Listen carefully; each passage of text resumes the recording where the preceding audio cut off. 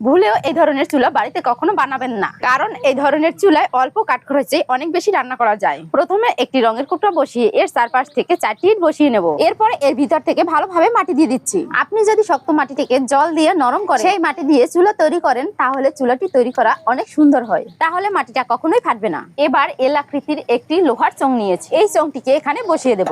আবার এর উপর থেকে দুটি ইট বসিয়ে এর চারপাশ থেকে আবার মাটি দিয়ে দেব। এবার এখান থেকে একটি বোতল বসিয়ে দিয়ে তার উপর থেকে আবারও মাটি দিয়ে দেব। তারপর এটাকে ভালোভাবে হাত দিয়ে সমান করে দিন। তারপরে এটাকে যদি শুকিয়ে নিতে পারেন তাহলে খুব ভালো হয়। এবার কৌটাটির চারপাশ থেকে চ্যাপ্টা করে মাটি দিয়ে দেব। আর ভিডিওটি কোথা থেকে দেখছেন অবশ্যই কমেন্ট করে বলবেন। সমান করা হয়ে গেলে এরপরে রঙের কৌটাটি তুলে ফেলবো।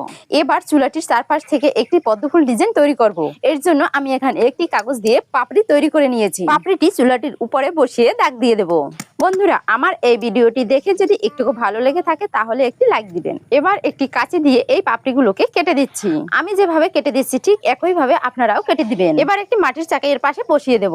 এরপরে সুন্দর করে লিপে দিতে হবে। তারপরে একটি কুলিং ফ্যান নিয়ে এই চোঙের উপরে বসিয়ে দিতে হবে। বোর্ডটি সেট করে পাশে একটি 12 ভোল্ট ব্যাটারি সেট করে নিন। এবার এই ফ্যানটিকে ব্যাটারির সাথে সংযোগ করে দিতে হবে। এরপরে একটি স্ট্যান্ড বসিয়ে সুইচটিকে অন করে দিন। দেখুন ফ্যানটি চলে উঠেছে।